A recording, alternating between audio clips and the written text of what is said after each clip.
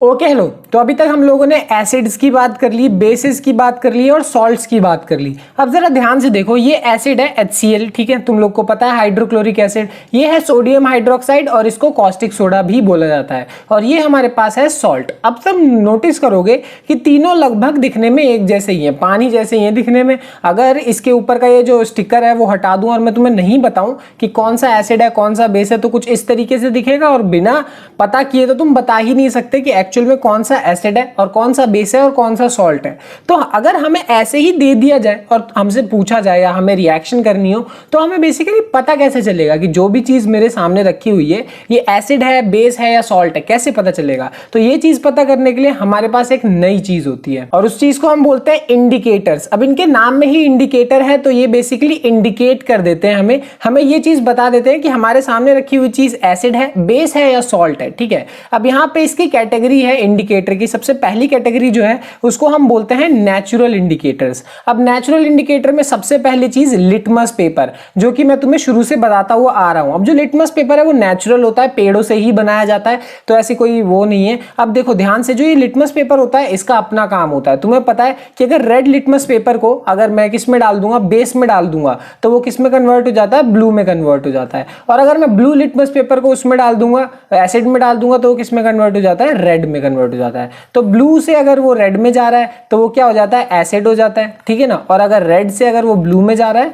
तो वो हमारे लिए क्या हो जाता है? बेस हो जाता है। तो ये सिंपल सा इंडिकेशन है हमारे लिए। सिमिलर तरीके से रेड कैबेज लीफ एक्सट्रैक्ट, अब रेड कैबेज होता है जो इसके भी लीफ से जो एक्सट्रैक्ट निकलेगा ना, जो बाहर लिक्विड टाइप का निकलेगा, उस लिक्विड से भी हमें पता लगाया जा सकता है कि हमारे सामने रखी हुई चीज एसिड है या बेस है। अगर वो हमारे सोल्यूशन को रेड में कन्वर्ट कर देता है तो वो हमारे लिए क्या है? एसिड है। और अगर ग्रीन में कन्वर्ट कर देता है तो हमारे लिए क्या है? बेस है। सिंपल सी चीज। अगली चीज हमारे लिए क्या? Flower of hydrangea plants. ये शायद तुमने सुना ना हो, ये सिंपल बड़ा सुंदर सा फ्लावर होता है। अब इस फ्लावर का जो सोल्यूशन है, इसमें से जो निकला हुआ एक्सट्रैक्ट है, वो हमारे सोल्यूशन को किस में कन्वर्ट कर देगा? ब्लू में कन्वर्ट कर देगा। तो हमें पता लग जाएगा कि वो क्या है? एक एसिडिक है। और अगर वो पिंक में कन्वर्ट कर देगा तो हमें पता लग जाएगा कि क्या है? वो एक बेस है। ठीक है। और आखिरी चीज है टर्मरिक। टर्मरिक मतलब हल्दी। हल्दी तो तुम लोगों ने अपने घरों में देखी ही होगी।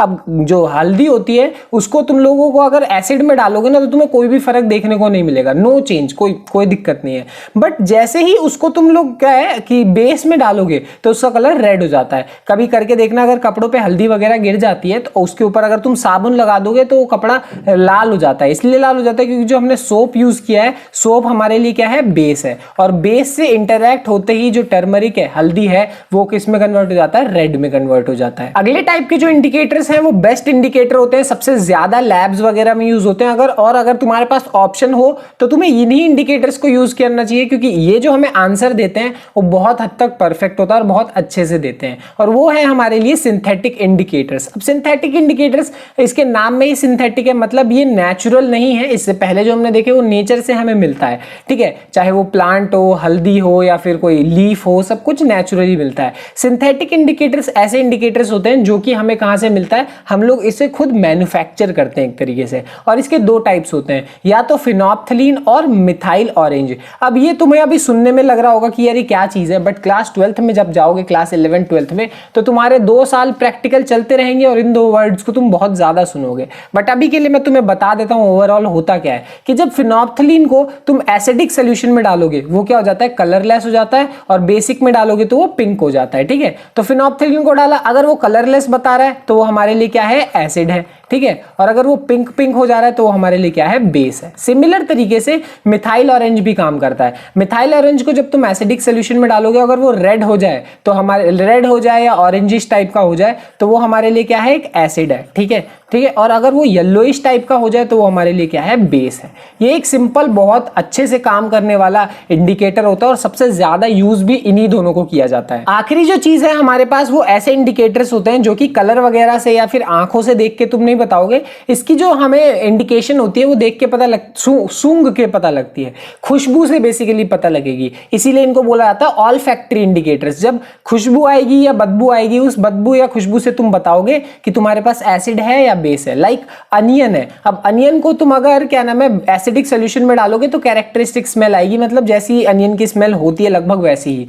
बट अगर बेसिक सोल्यूशन में डालोगे तो लगभग ना के बराबर कोई स्मेल आएगी, उसमें कोई स्मेल आएगी ही नहीं। तो अनियन अगेन भी हमारे लिए एक तरीके से इंडिकेटर हो गया कि अगर एसिड में डालोगे कैरेक्टरिस्टिक स्मेल आ रहा है और बेस में डालोगे कोई स्मेल नहीं आएगी। अगर कोई स्मेल नहीं आ रही तो वो बेस हो गया, सिंपल सी चीज। अगली होती है वनीला एसेंस। वनीला एसेंस तुमने पता ही है जो आइसक्रीम वगैरह में डलता है, सिंपल सी बात है। अगर उसको एसिड में डालोगे तो वो अपनी खुशबू को रिटेन कर लेता है, उसकी खुशबू कहीं नहीं जाती।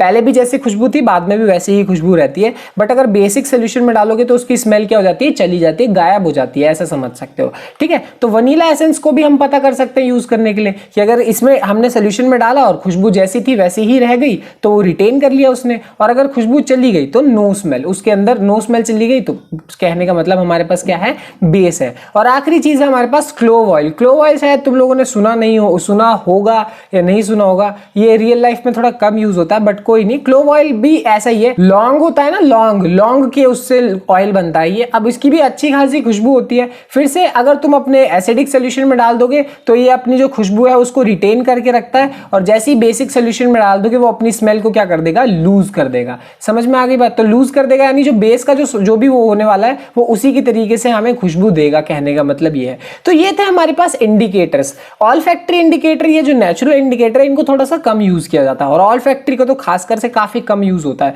सबसे ज्यादा सिंथेटिक इंडिकेटर ही यूज होता है, उसके अपने रीजन है, वो मैंने तुम्हें समझा दिए। खैर अब जो भी है मिलते हैं अगली क्लास में, बाय बाय।